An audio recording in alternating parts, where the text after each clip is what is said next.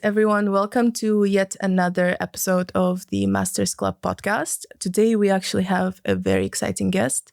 Mohit, he is the VP of Sobha, is here with us. And I am personally super excited about this episode because I think the conversations, the topics that are going to be discussed are some things that are not usually highlighted day in, day out. You know, it's not something that you see often on social media. And in my opinion, it's a very crucial information, whether you are an agent, whether you're an investor, or you're trying to, move to Dubai and you don't know because you're overwhelmed with the amount of developers, information, agencies, and all of that stuff. So, Mohit, thank you so much for being here. It's an honor and a pleasure to have you. And I want to jump right into it. And the first topic I want to discuss is the relationship of developers and brokerages, because we hear a lot of horror stories, we hear a lot of good stories, that we are not on one team. Some say we are on one team. In my personal opinion, I think that developers and brokerages go hand in hand, and we are working together and we help each other, right, in business. So do you think it's a pivotal thing for, let's say, a real estate agent to build very good relationship with developers? And why do you think it is? Sure, Karina. Thank you. We have got a lot of verticals within the company from the developer side. And agents, brokers is one of the most important vertical for us, especially at Sobha. We treat our broker vertical to be an extension of our workforce. Today, I've got more than 500 people working in Salesforce. And there are more than 200,000 people who are working on the other side, which is directly or indirectly affiliated to an agency business. So we act as a pretty much extension of these forces in order to have a better distribution in the market. Okay.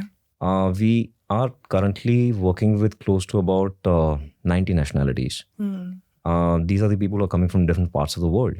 Right. And all of these nationalities, when they're buying with us, they prefer somebody to intermediate that transaction. And that's the consumer behavior. Right. And we don't want to take this important piece of consumer behavior away from the entire equation. So agency is a very important stakeholder for us. And what are the most important aspects amongst these agency businesses? What are the timelines for commission payouts? Right. How do we look at them as far as fair practices are concerned? Sure. How do we look after their clients when they come across? How do we deal with, let us say, conflicts? One client is coming across with multiple brokers at the same time. Yeah, we face that a lot in Dubai. Isn't it? So we deal with these kinds of important challenges day in and day out. And I guess Sobha is the only developer wherein we've got an exclusivity policy. Yeah. So in case if there is any agent who is coming along with a client to our sales gallery, we will lock that customer with that agent for next 7 days. Yes. We will not entertain that customer with anybody else. And that proves the amount of importance that we give to this relationship. More than 90% of my business is with agency. Yeah. And kudos to their effort. They are doing a lovely job in the market. The amount of road shows, open houses, campaigns they do. It's wonderful to see these agencies turning into corporations these days. Yeah. A lot of these agencies, I've seen the numbers. They are about 10 to 15 billion dirhams worth of sales being clocked last year. So this is an exciting combination and a collaboration which is not going away from this business. And it has been historical. Right. It's generational. For the last 100 years, you can pick up the history of real estate across the world. Agency, brokers are an essential part of this business. Yeah. And we are nothing without each other, technically speaking. Yeah. We are the ones who are sort of producing. And then we need to have some sellers in the market.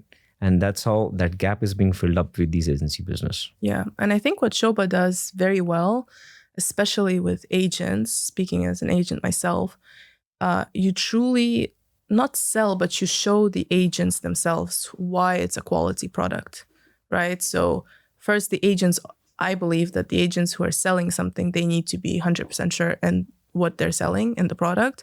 And I think Sobha does a perfect job at that, right? And so how did you come into real estate, right? I want to understand you as a person, right? You are obviously holding a very prestigious and high up position at Sobha. And how did you start with real estate? And why specifically Sobha, right? Sure. Karina, I started with humble beginnings. I was a timeshare consultant. I used to sell timeshare holiday memberships back in my home country, which is India.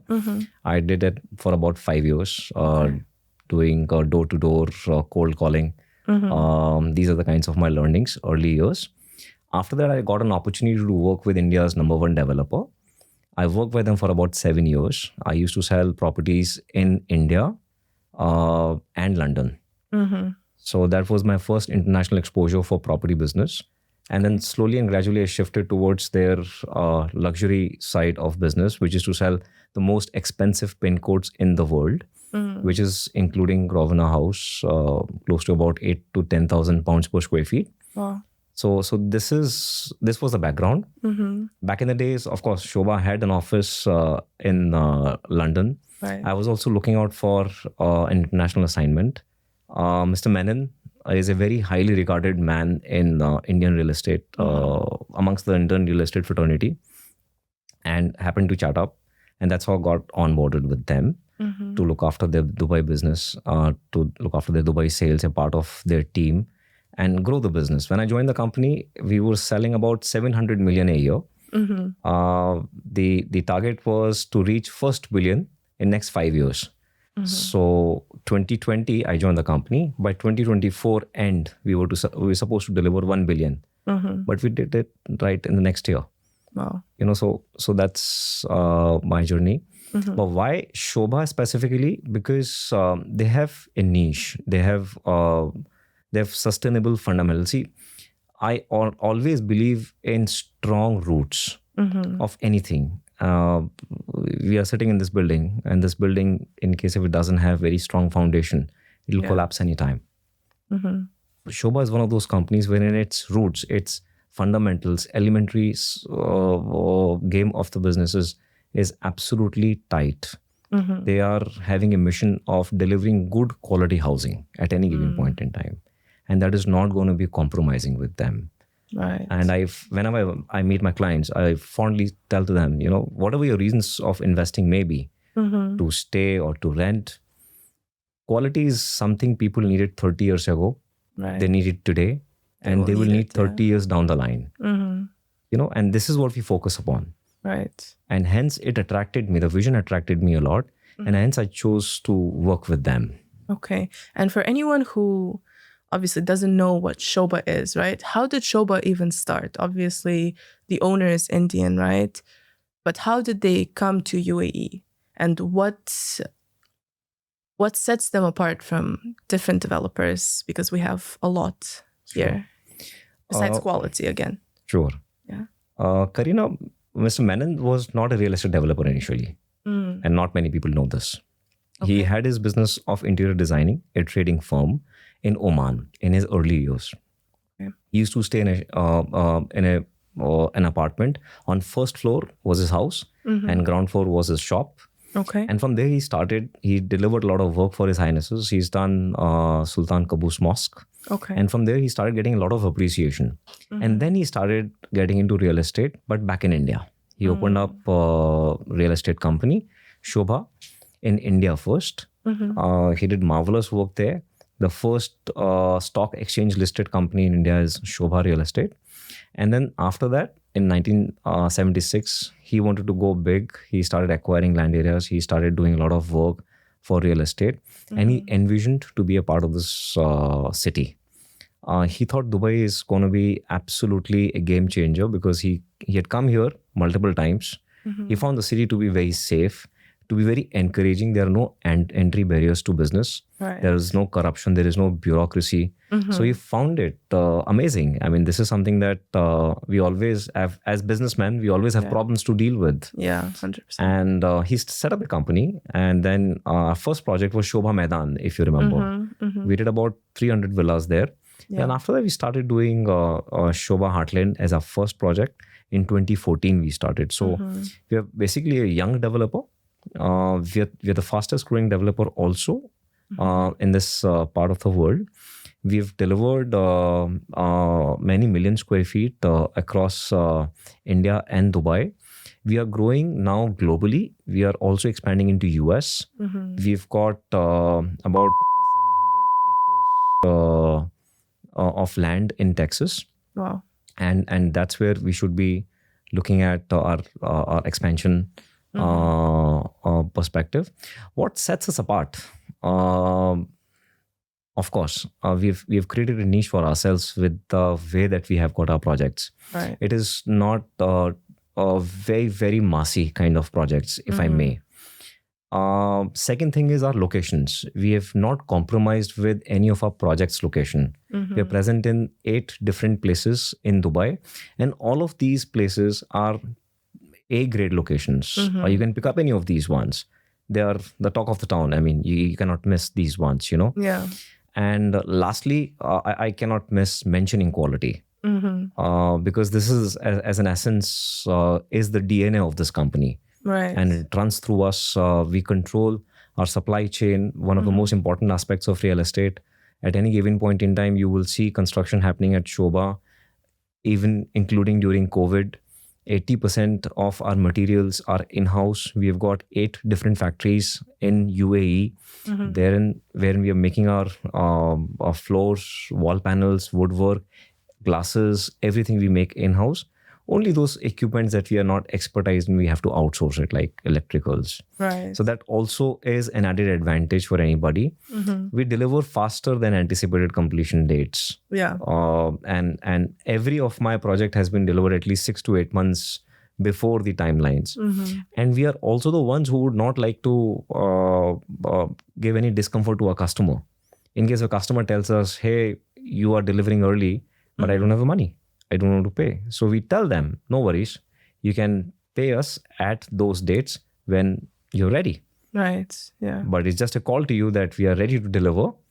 In case if you would like to take the delivery of the project, please come and have a look at it. Amazing. So this is what sets us apart. Yeah. And I think Sobha is by far the only developer who truly allows their customers to go into the experience room. If anyone hasn't been there, you should go, because it takes you through everything, right? It's like they're opening up everything that they're doing to the public, and they're showing you, okay, we have this is the flooring, this is what goes, this is the doors we use. And I haven't seen anyone else who's doing that, who's so transparent with what it is that they're doing. And I think it's also goes in hand with why you have everything in-house, right? So there's no hidden things, right, from the customers. So talking about the projects, right, in your opinion, what are the most exciting projects that Sobha has done or is working on right now? Karina, currently we are working upon something called as Sobha Luxury Collection. There are 19 residences in this collection, which are spread across 3 different projects in Dubai. Why only 19 projects? Why only 19 units? Because these are the units wherein 50 years of experience of Mr. Menon has gone into the designing of these residences. And one of the most important facts in all of these 19 residences is the kind of height that we have been playing with. So let us say there is an apartment on Sheikh Zayed Road. It is in a project called as the S. There we have not only looked after the interiors, we've also looked after the experiences of the residences, which are very private in nature. Yeah. So let us say somebody buys a penthouse at the S Tower. They will have their own private amenity, which is a private swimming pool, which is sitting right at the top of the tower, along with a separate private elevator from ground floor until to the house itself. So these are the kinds of things that we've been doing off late, and these are the kinds of off-market projects that we are not really campaigning about. We are just doing one-to-one meetings, private previews. There is a mansion. Now these are the mansions which are being made on 1 million square feet. They're only 11 in number. Wow. 11 mansions in 1 million square feet set around a water body, which is a crystal lagoon. And it is 10 minutes away from Dubai downtown. Right. So these are the kinds of exciting things that we are doing currently, and we are meeting top-notch people across the world. These are the billionaires, the who's who, the opinion makers, the people that we hear and read about in daily news every now and then. And talking of specifications, they will have, let us say, the mansion would have a clear height of 6 meters plus. The penthouse also will have a clear height of 6 meters plus. Right. So this is a very palatial sort of a feeling in these residences, and all of his experience is coming into these residences in such a way that he's being called as a palace maker. Right. And now we actually see his work coming into these apartments. Absolutely 99.9% soundproof, they're waterproof. So this is what we are looking at. Interesting. And it's funny you mentioned crystal lagoons, because I think if anyone knows of Sobha and your biggest locations, community like Sobha Heartland 1, everyone knows that you are famous for the crystal lagoons, and a lot of developers are trying to recreate it, but they can't quite get it the same way as you do. So what kind of inspired that crystal lagoon idea, right? Why is it so important for you guys to have it in your communities? Because Heartland 1, I believe Heartland 2 also will have that crystal lagoon. Can you talk a bit about that? Well, Karina, it all started with Sobha Maidan, if you remember. So we are the pioneers of crystal lagoon concept. Yeah. And at the core is the consumer. You want to think about the consumer first. What kinds of amenities will they like? The futuristic kind of things, Yeah. And in Dubai, we have done a survey and we understood that people like water features a lot before doing any kinds of other amenities. Yeah. So it keeps on changing, of course, but water is something which stayed. Right. Yeah. Over waterfronts. Waterfront beaches, So we wanted to do something very different, and we tried our team of engineers. We've got 52 in-house architects. Wow. We've got our design team who's being headed by a German guy who's there with Mr. Menon for the last 20 years. So we brainstormed and we came up with this idea, and we started thinking on these lines, and we started talking about it. It's going to be a kind of a beach along with natural sand, which is accessible. People don't have to technically go out of their community to access beaches across Dubai. It is a part of their neighborhood. So that's what excited us. We plugged in technology, which is amazingly available. And then you see, we've delivered the first one at Sobha Maidan. The second one is going to be at Sobha Heartland 1. It is done in conjunction with the master developer. Right. And the third one is going to be a private crystal lagoon, which is in Sobha Heartland 2, a community feature. And we will always keep on thinking about these kinds of amenities, as I said, because customer is at the epicenter of our equation. Right. Yeah. Like the way that we cannot take away an agency or a broker away from the equation, we cannot take away a consumer. Right. Yeah. And here, let us say, today, if you ask me, Mohit, what's next? Okay, Crystal Lagoon is something that you've already thought about. Yeah. What's next? So today, Karina, we're seeing a lot of people asking for paddle. So paddle is a kind of a sport which is catching up like it's a rage everywhere else is there. So most of our developments now will have paddle courts. Like we are coming up with a concept in Motor City, Sobha Orbis. There we've got multiple paddle courts. Okay, so we mentioned Motor City, and this is truly something I'm super excited about, because when I heard about the launch, I was like, wow, it created a lot of question marks in my head, and but I always was fascinated, right? Motor City, nobody really expected Sobha to come into Motor City, and especially with the price points that you guys came in, it's on, I would say, on a lower side for your projects compared to everything else, but still for the location, it's at a higher range. So I wanted to ask, right, why Motor City first? And also, like, what goes behind the scenes a bit when you are evaluating one location versus another? Because as you mentioned before, every location is the location, right? It's handpicked, it's chosen for a specific reason. So why Motor City? Why Orbis with the way that it is, right? So, Karina, we always look at a combination of factors. What is the sellability aspect? What is the kind of velocity that we can drive in this location? What is the infrastructure for consumers here? The kind of, let us say, retail amenities. What is the density of population? How's the impact of traffic in this area? How well is it connected to the main streams of that city? So these kinds of combination study we do. How big is the land area? How much is the GFA that we can actually play with? So we think of all of these kinds of things, and then we start negotiating for that kind of land. Why Motor City specifically? Let me tell you an interesting story. Motor City is a kind of a land which is being surrounded by something on all four sides of Motor City. If you see, there's a lot of action which is happening in last couple of years. Yes. And one of this location is JVC, for example. And JVC is kind of breaking all records year on year basis, highest rental yields, upward trajectory of per square feet prices. Then Sports City started coming up. In the front, it's Arabian Ranches, which is completely done and now reaping 200-300% benefits of people.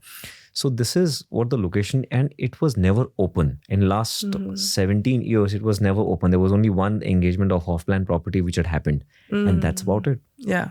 It's so it was a bit off the radar. Yeah. Exactly, and it's about 40 million square feet, the entire size of Motor City community. And in this small mini community, there's so many amenities, which are amazing for people, world or travelers, especially European people.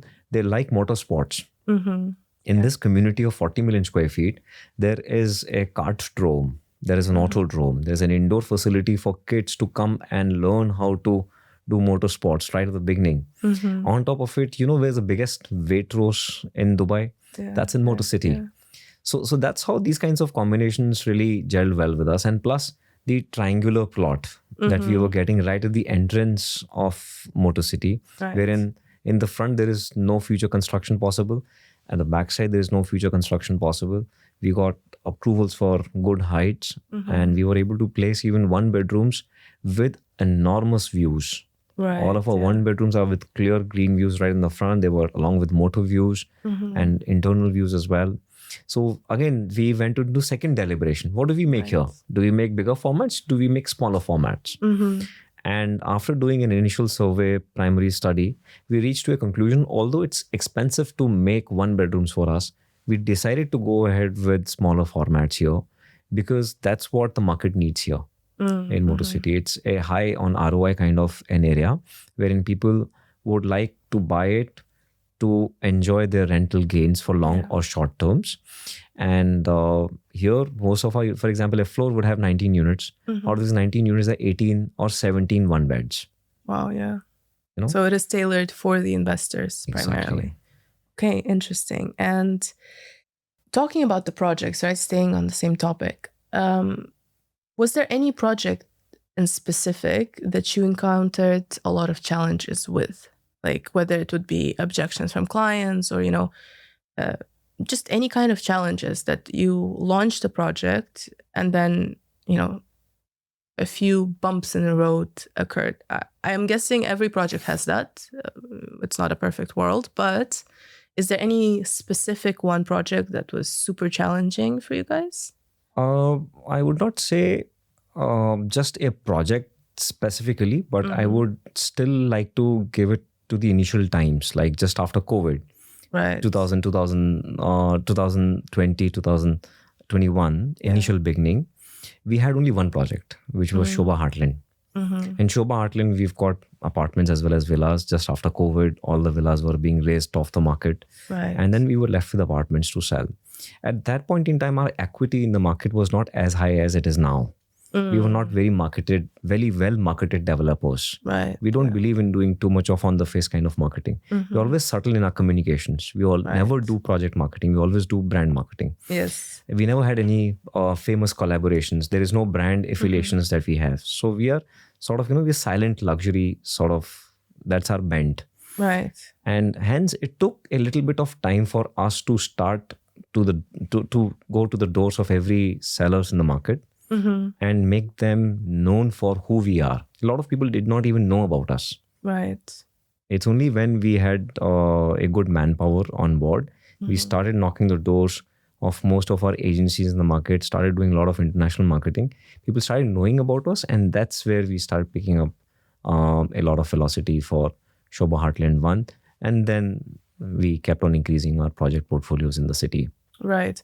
And let's talk actually about Sobha Heartland One, because if we look at the history, right, I think there are a lot of things that you as a developer learned from Sobha Heartland One. If you see now, like, you are a little bit, how to say, not careful, but you come off very well structured when it comes to retail space, for example, right? I think in Sobha Heartland One, there were a lot of things that you learn from, and you're very transparent about it, right? Which not every developer does. It takes courage, and I think it takes a lot to admit that, okay, in this project we did 1, 2, 3, and then we learned from it, and then in the next project, we're in the next community, right, we're gonna do 1, 2, 3 differently because we saw how that affected us, and we're gonna bring something much better to the table. See, in Heartland One, initially, I remember we were selling retail spaces. Yeah. And I guess we were the only developer who were selling retail spaces. And a couple of my friends, they asked me, they're working with other developers. They called me up and they asked me, "Are you really selling retail spaces?" I said, "Yes." I asked, "Why do you look so amused? Yeah. Why are you asking me this?" We don't sell retail spaces, and retail spaces are not to be sold. And that's when maybe my strategy team must have reworked their plans, and they must have thought that it's better to have another vertical within the company, which is a revenue generation sort of thing. And which is why we've stopped selling retail spaces. The last retail space that we've sold was early 2022. And since then, we have not sold. And whatever the retail spaces that we will come, we will keep it for our lease model. Yeah. So that's one of the learnings. You're right about that. And we talk about it pretty openly. And whoever is bought in is benefiting now. A lot of these shops that we have sold, they have been handed over. People started letting them out. They are reaping enormous gains. They are reaching close to about 14-15% of their investment in Heartland. And yeah, so that's how it was one of the learnings, most important learnings for us. So in Sobha Heartland 2, now we are making a retail enclave. We are making our global headquarters as well.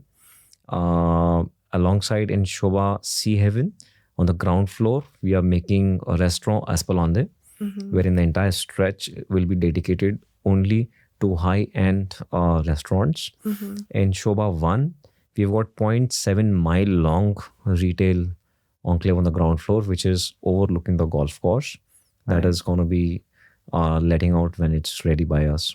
So these are the kinds of things that we have started doing now. And we also understood one more point, in case if the retail spaces are there with us. So then we can then control the kinds of brands which can be engaged and absorbed within a community. So we can limit the number of, let us say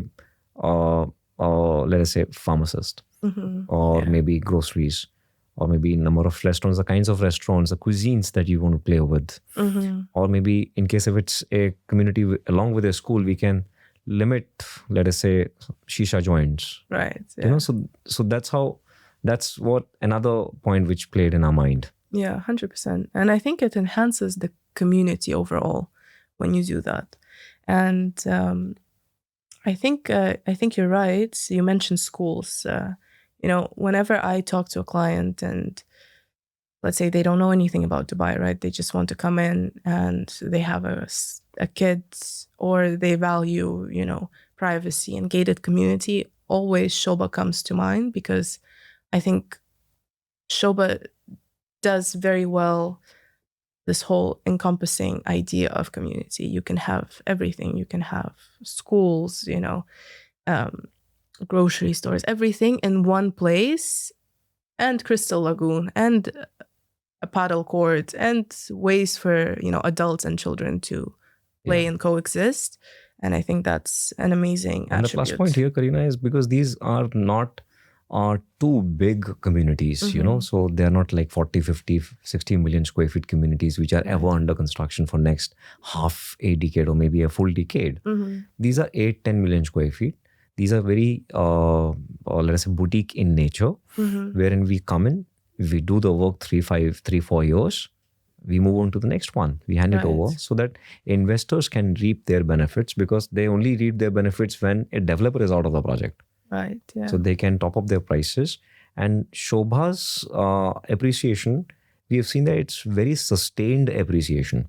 It is not like other developers where in a shorter span of time, it's kind of a little bubble to or tough to understand, beyond any measure, or let us say it doesn't have any good base to that appreciation. But with Sobha, we've seen that whatever the appreciation people have, it stays with them for a longer duration. And now also most of our communities, the appreciation is on an upward trajectory, even after years of their delivery.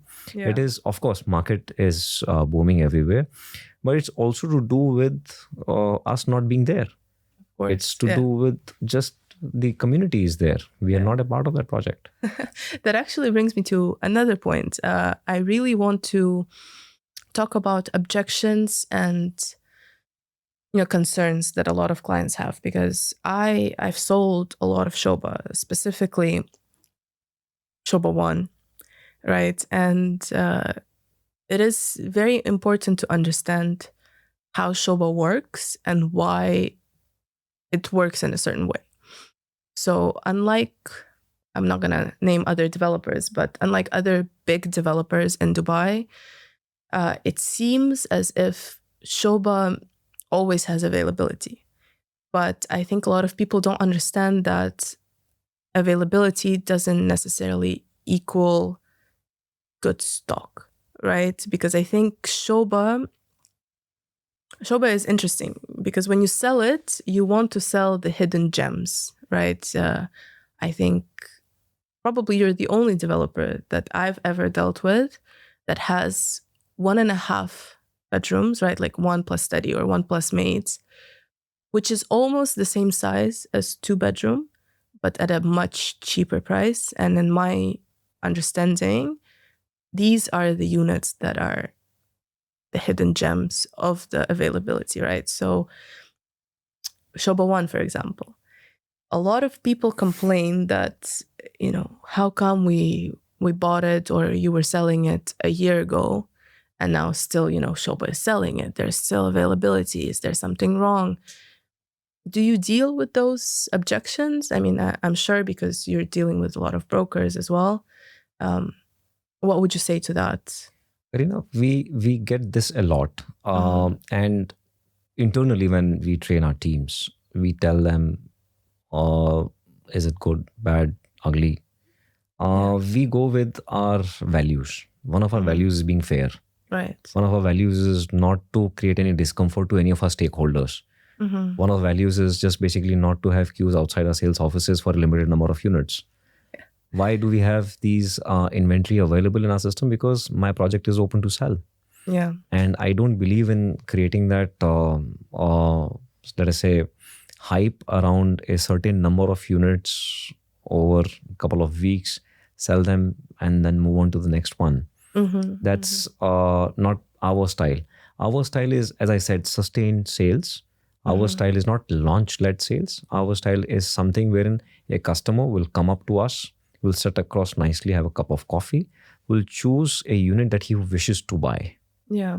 Not that he's forced to buy, because there's nothing else left. Absolutely. Yeah. And what is in it for an agent? An agent would not be disappointed. Right. After all of his hard work, he picks up a check from a customer blindly, goes to a developer, asks for a unit, and he's been disappointed. That's not the case with us. Right. If you have a check, I will ensure that you'll get a unit. And that has been a positive sense with us. Right. Yeah. And it, as I said at the start of this conversation, what works well between a developer and an agent, it is one of these key aspects. that I have got stock available. If you have got customers, get your customers here. I will show them around. I will give them nice treatment. You sit across and have a look at the inventory. Yeah. So this is how we say, and this is the right thing to do business, and that's how real estate has been dealt with across the world. You know? So, okay, we talked about objections. Now, have you ever encountered that a feedback of a client or multiple clients from a community, let's say, has significantly impacted the way you move, like how you change your strategies, for example? We talked about Sobha One. Anything that stood out that where, the community really gave their feedback and then you took it into consideration and then you changed the course of action in the future? So we were debating a couple of years ago when we were close to delivery of Sobha Heartland 1. We were debating how do we manage the community? Do we outsource it? Do we have somebody internal? There are too many facility management companies operating in Dubai. We thought that we will just outsource and then the work will. So we tried that out initially for one of the buildings, but then we got feedback that, since you're doing most of the things in-house and this is going to be your first project, why don't you take into consideration of doing this also as in-house? Right. So we've developed our own internal company, which is called as Latinum. This company manages all of our communities, everything from top to bottom. They even have a feature, stay by Latinum, in case if there is anybody who doesn't have any intermediator for their maintenance of properties. They will also look after their short-term, long-term rentals. So this is one of the examples I can give you wherein we've changed the course of the way that we manage communities. Yeah, fantastic. No, because it really does impact the way that the project is maintained, the building is maintained. That really, I think that actually says a bit more about the developer, right, than just delivering the project on time. And if we're talking about consumers, right, and your clients, who would you say is the biggest nationality today that buys from Sobha? Karina, as of now, Indians are buying at number one. I think they're always spot. buying. They're always buying. And there are Indians who are sitting in India, UK, US, different parts of the world. The number one nationality, I guess, as per the latest records of DLD, they're the highest nationality participating in Dubai off-plan properties across developers as well. And then second one will feature the European markets, especially Central and Eastern Europe. We've got France, Germany. We've got now Switzerland participating very well with us. One of the key things that we've done off late, Karina, is a collaboration with Arsenal. Yes. Arsenal Football Club. So our chairman always tells us that my product is a hero. So although I manage sales, so in most of our communication with him, sir, why can't we have any international brand participating with us? Like, this guy is doing this brand, this developer is launching these branded residences. Yeah. Can we have something like this also? So he says, no, my product is my hero. So he's always maintained this. But we were able to find a window with Arsenal because we already have an office in London. Yes. And we are getting a lot of traction from European clients. So we wanted to have something also for our communities because most of our schools have got football grounds. Yeah. So from that perspective, it played out well for us. Yeah. And when we got them on board, they are not only a global real estate partner with them, but they're also participating in our community development. In most of our schools, our book clients, they have an access of Arsenal Academy, Arsenal Football Academy, wherein they teach young kids here after they book an apartment with us. So those are kinds of small things that we're doing in case of somebody, if there is a league which is happening.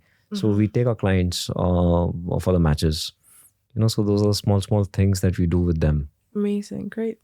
And if we're talking about projects and what you guys are doing for the community, right, for the local community, what would you say is the economic impact that your projects have on the local communities, whichever the location that you're choosing?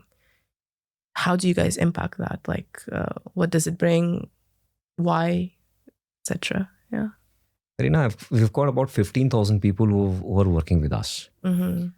this is a very high number on employment. We not only look at them from the salary perspective, but we look at their entire life.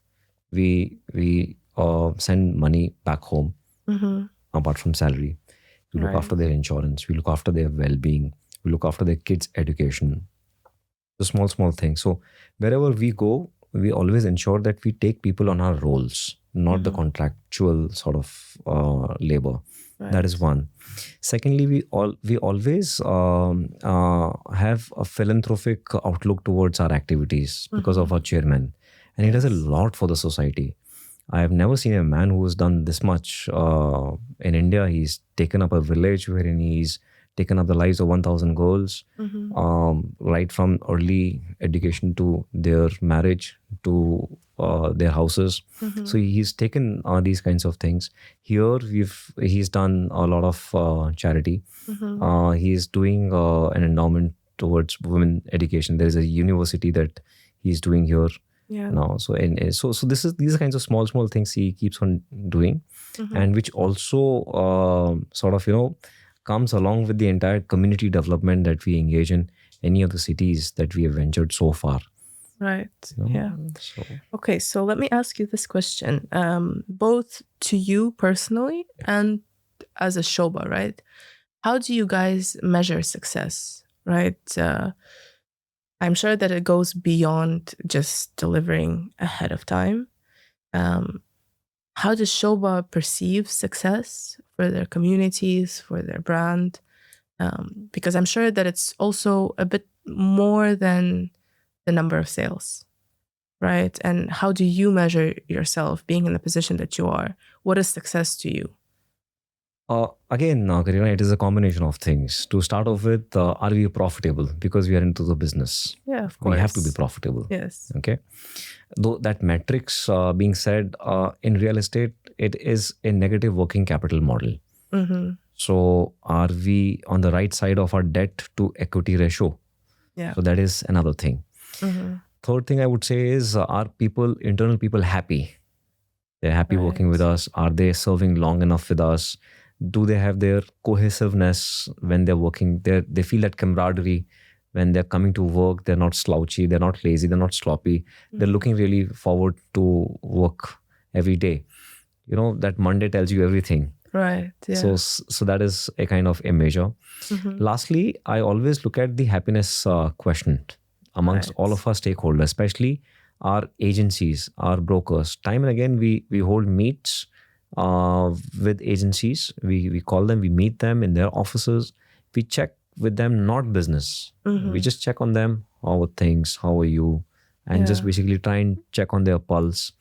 And then that's how we just basically try and measure ourselves. Are we good? We are staying on track? Or we need to change our course and things like that. Yeah, it makes sense. I mean, this is how you maintain your relationship, right?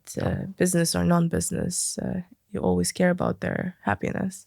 And let's talk a bit about the market, because we're all in this together. We mentioned everyone knows that the market is booming. The prices are going up. The people are coming from everywhere. A lot more people are choosing to buy to invest and relocate, actually. So what are the trends that you are seeing currently in the market?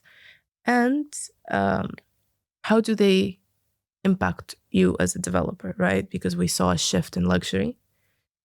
We saw that people are spending a bit more or something a bit more, right? So what would you say to that? What are the trends? Well, firstly, towards outlook, Karina, it's a very positive outlook on longer run, and it is to do with His Highness vision.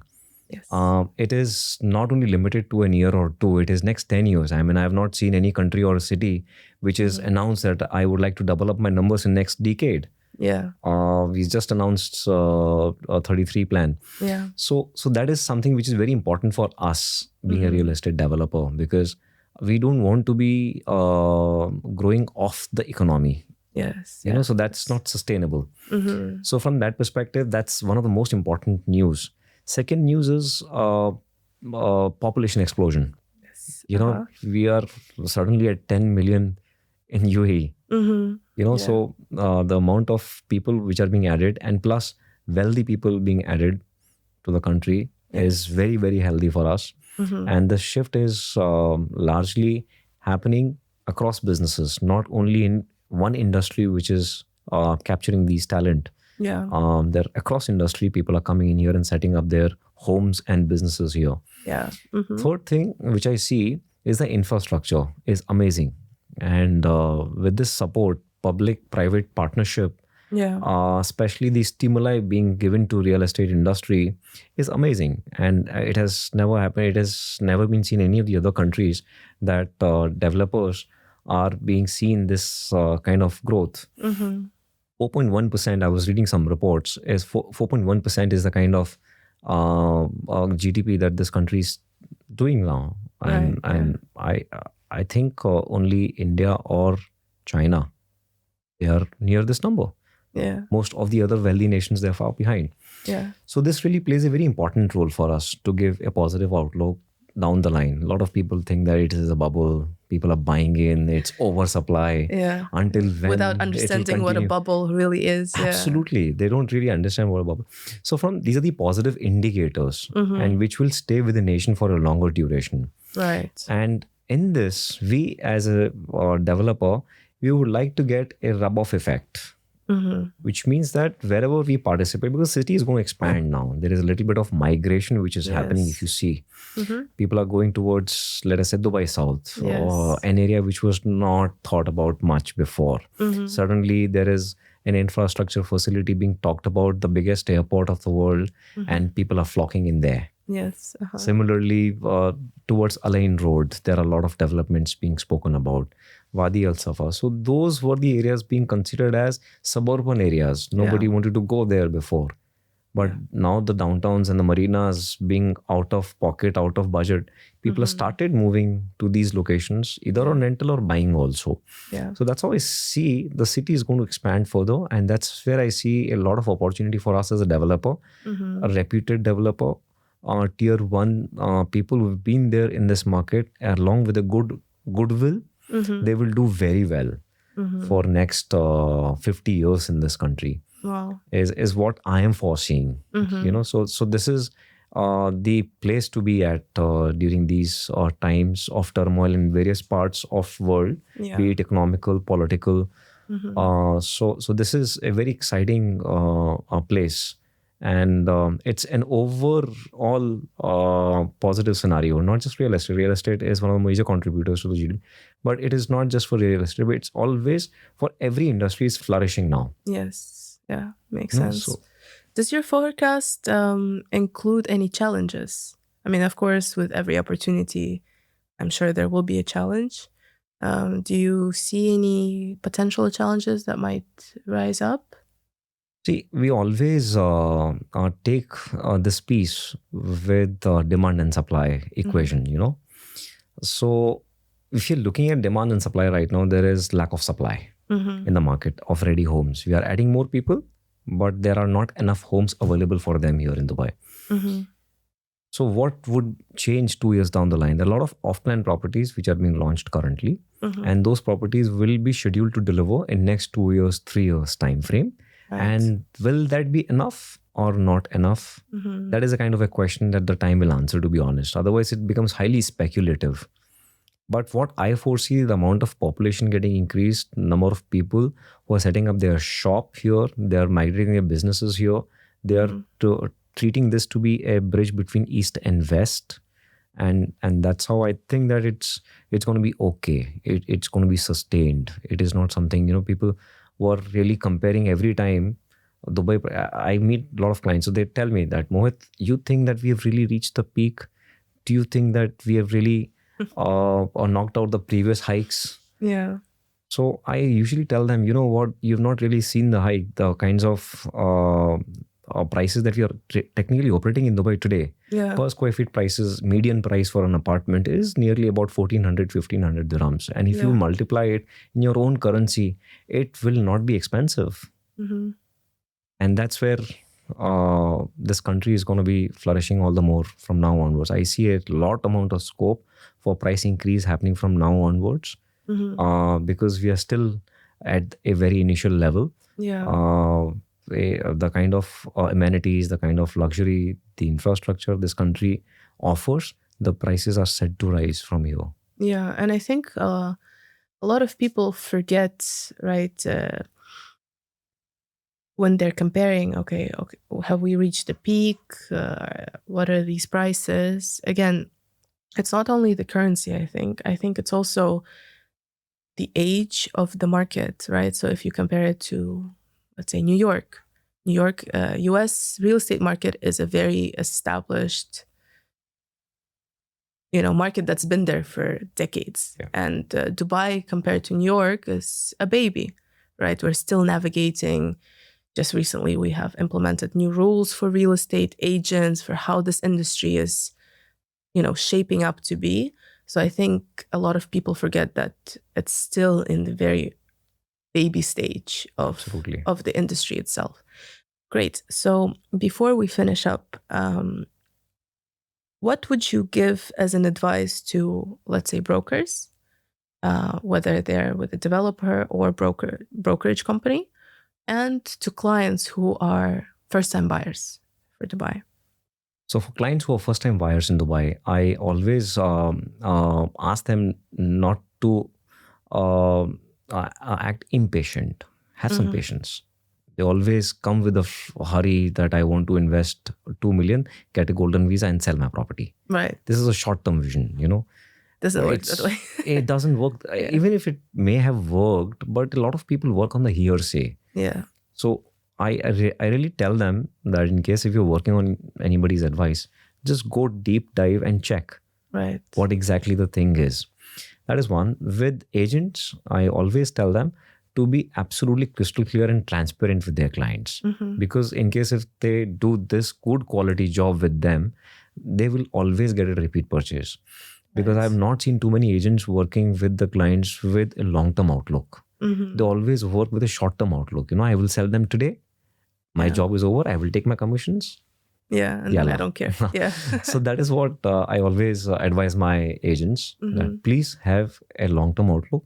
If don't lie, say the truth, whatever it is. It may hamper you initially, but it will stay with you for longer duration. Client would really trust you for what you said on the table and will believe in you, will transact with you for long. So these are the two pieces of advice that I really give to my clients and agents. Thank you. Right. Perfect. Well, thank you so much for today. I think we uncovered and dived super deep into multiple different interesting topics. And for anyone, I will leave Mohit's information. Obviously, everything will be in the description. Thank you so much. It was a pleasure. Thank you, guys. Until next episode.